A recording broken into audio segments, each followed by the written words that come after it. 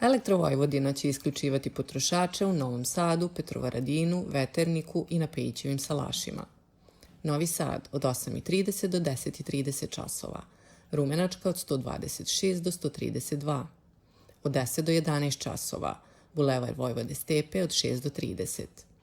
Petrovaradin od 8 do 11 časova, Vuka Isakovića, Preradovićeva 140, Račkog od 11 do 53a, od 20 do 58, Dečiji vrtić Svetić, semafor na uglu ulice Račkog i Dinka Šimunovića.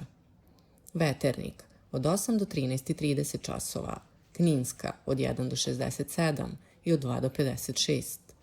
Pejićevi salaši od 9 do 14:30 časova, deo naselja od mesne zajednice prema Bačkom Jarku.